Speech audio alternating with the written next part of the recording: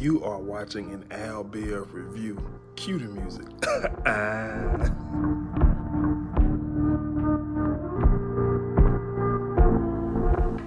What's going on, guys? I'm back with another Love and Hip Hop New York review. Before we get into it, be sure to subscribe, like, comment, share. Last night episode, it ended very well. I was entertained by the ending. All the way up until that point, I was just like, it is what it is. But I'm gonna just jump into it. So the show kicks off.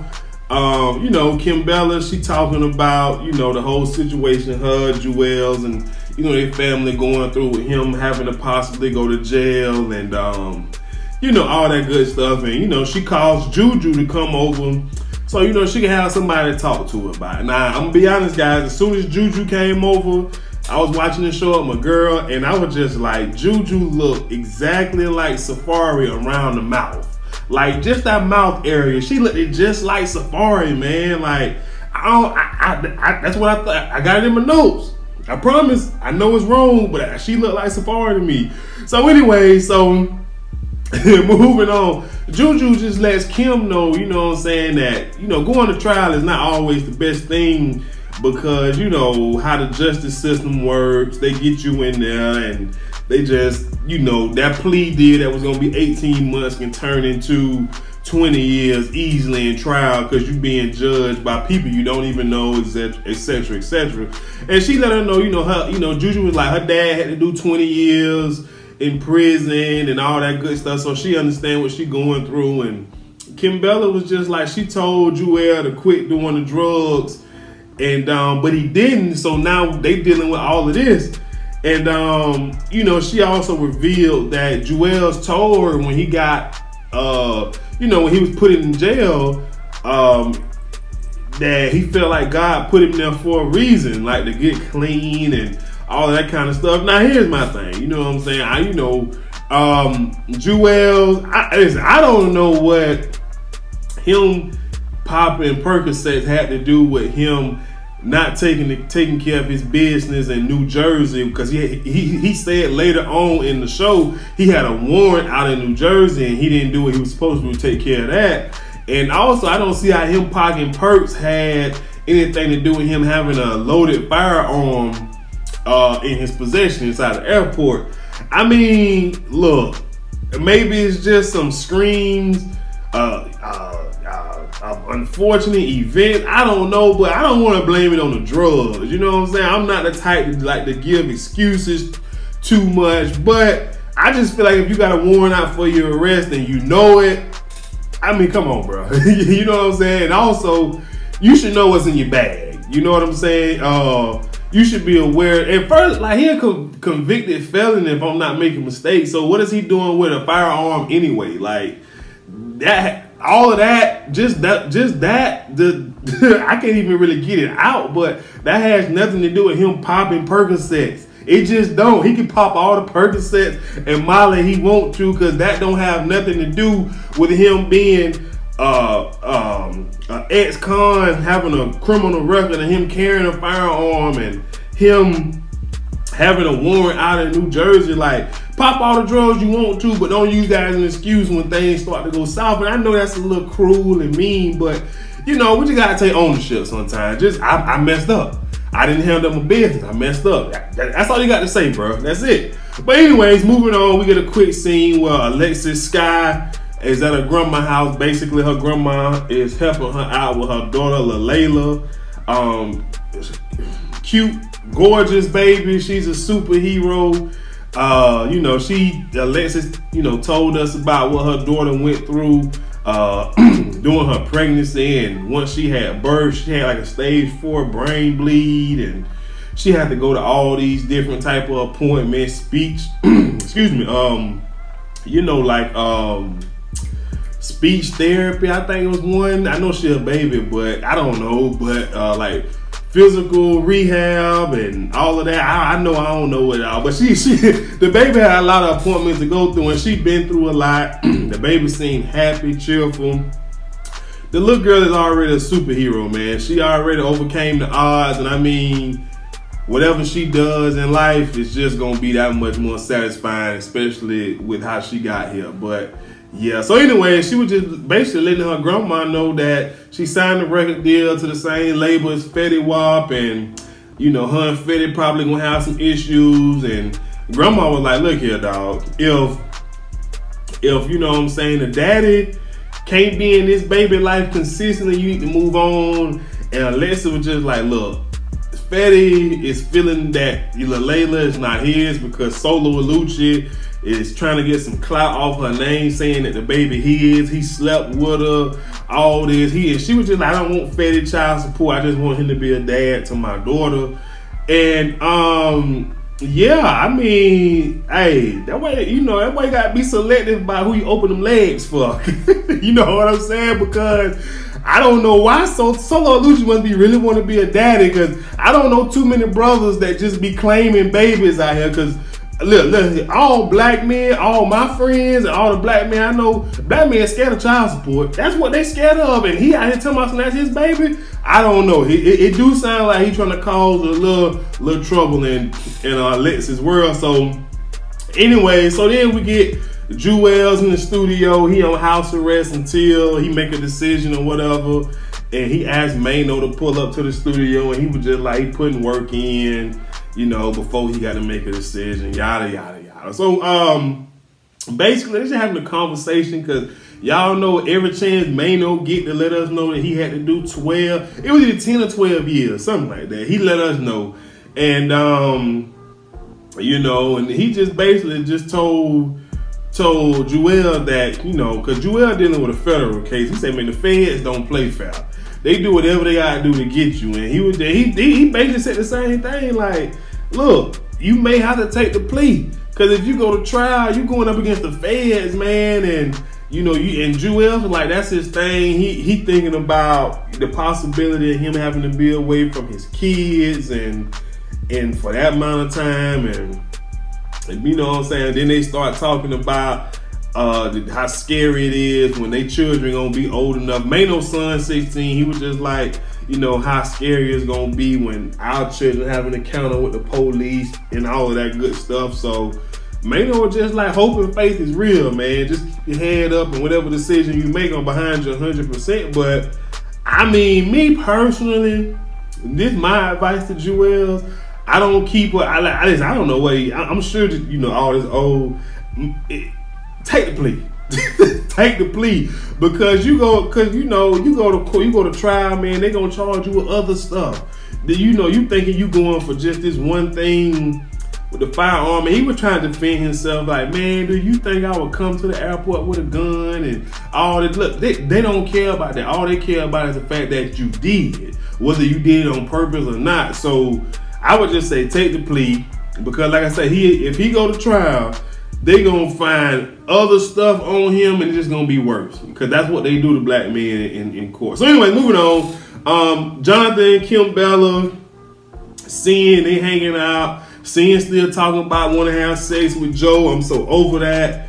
Then, you know, Kim Bella addresses you know, the Yandy situation around her birthday, and she was just like, look, sis, you trying too hard to be fake for the likes. It was 8 o'clock at night. The day pretty much over.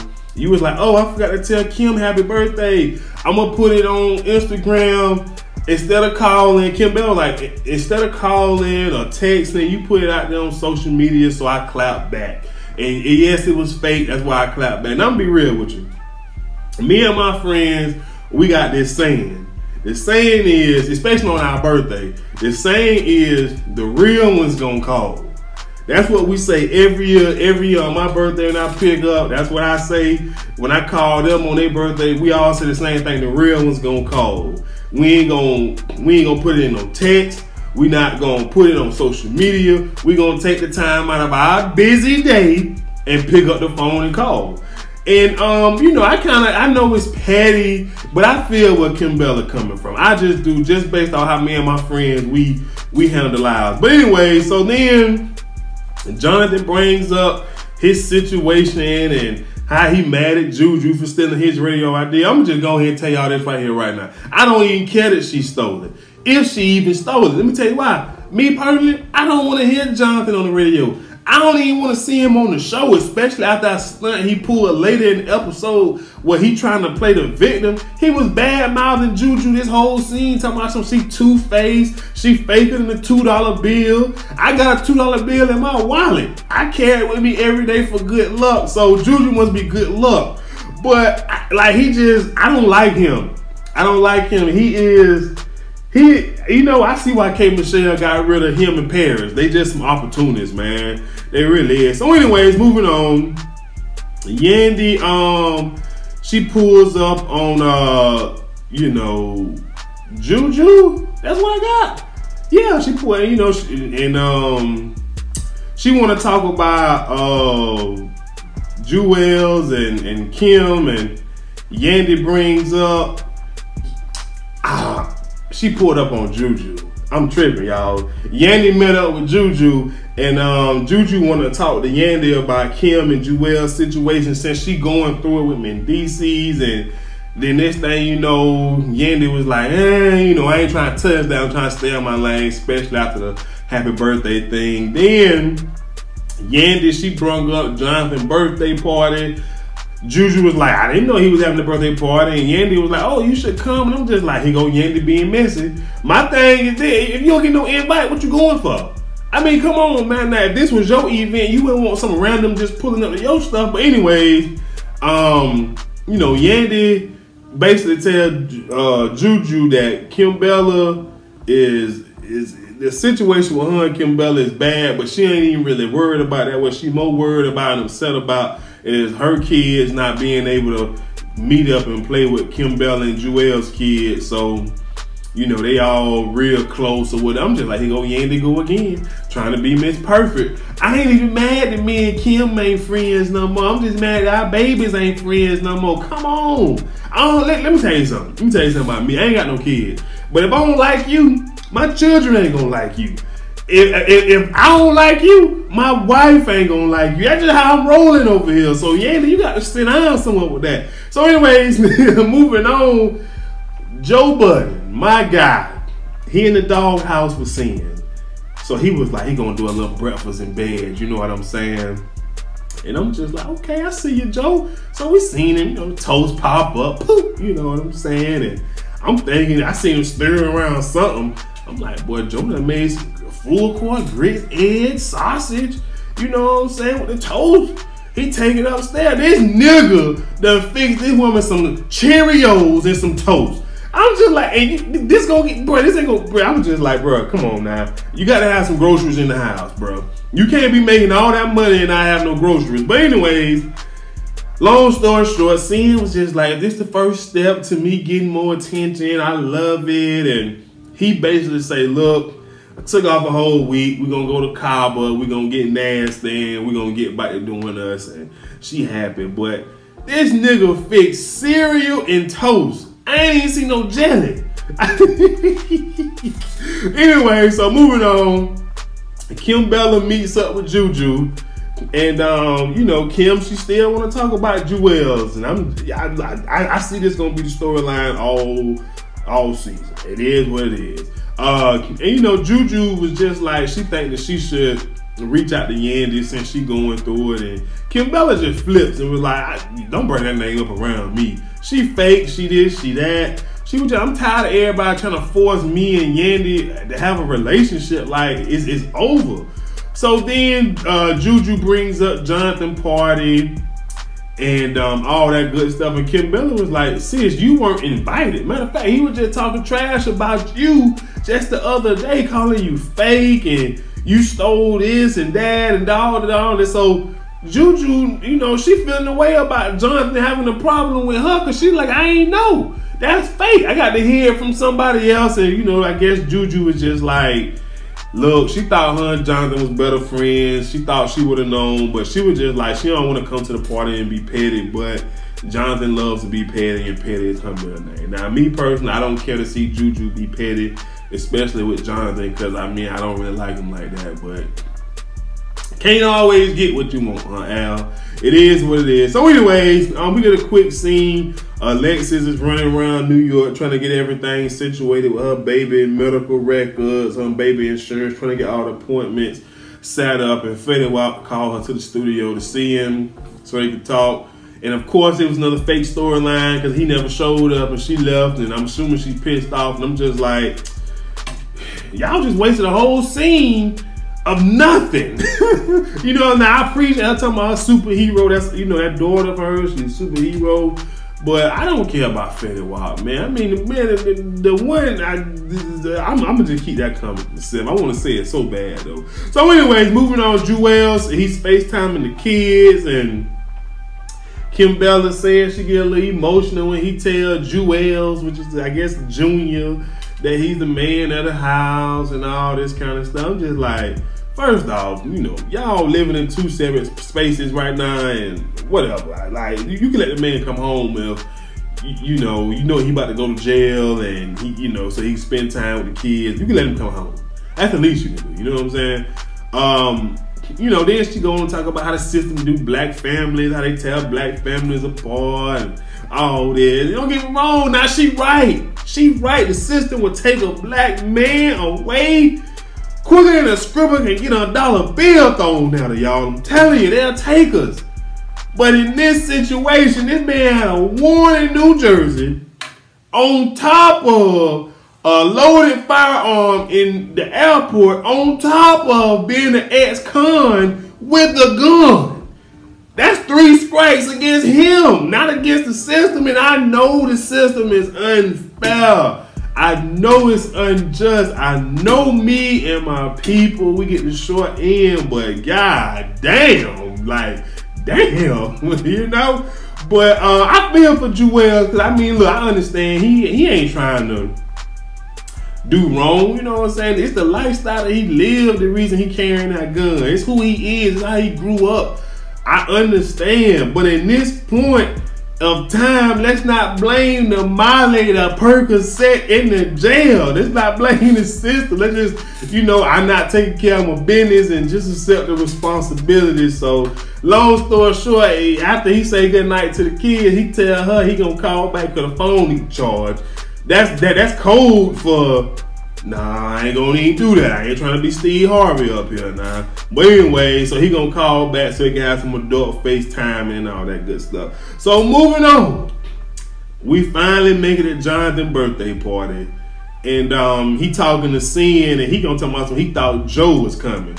You ain't think Joe Budden was coming to nothing of yours, fella. I guarantee you ain't think that.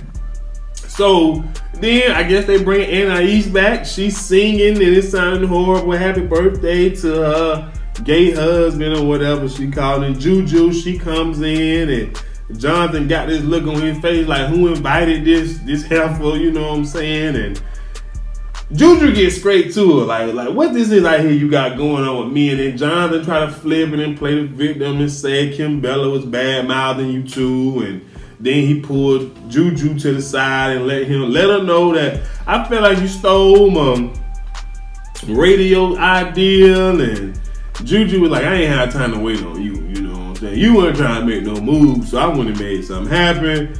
And you know what I'm saying? And next thing you know, Juju and Anais get into it, and I ain't really trying to see Juju fight Anais because I already know it's gonna happen there, so Anais leave.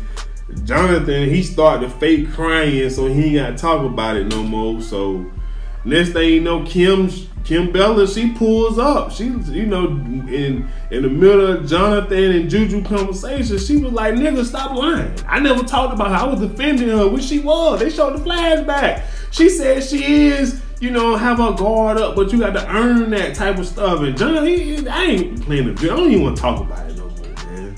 You know what I'm saying? You know what I'm saying? He be trying to play the victim and stuff, man. I don't be liking that, though. You know what I'm saying? Like, I don't even like him. K. Michelle, that's why K. Michelle, he got rid of him in Paris. Like, this victim stuff is just is overrated. But anyway, then we get the scene that we all want to see.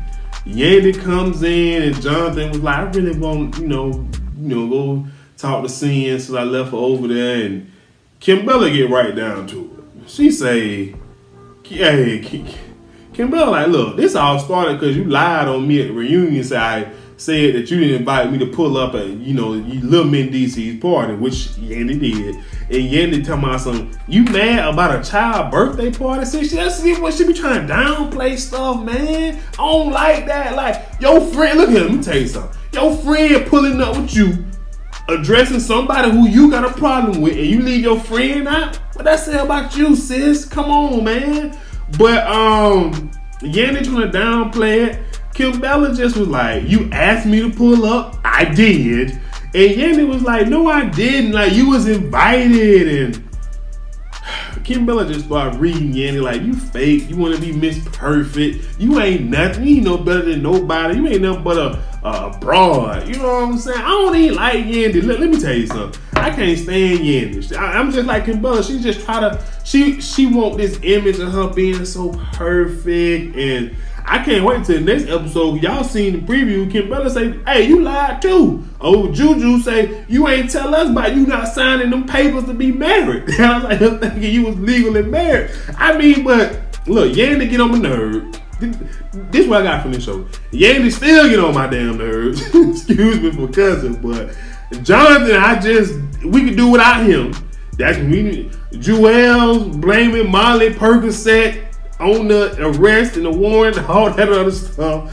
I was just like, God, dog, man. But that's all I got, guys. I'll see you guys later. Be sure to subscribe. Leave me a comment and subscribe, like, comment, share, all that good stuff. And I'll catch up with y'all later. I'm out. Peace.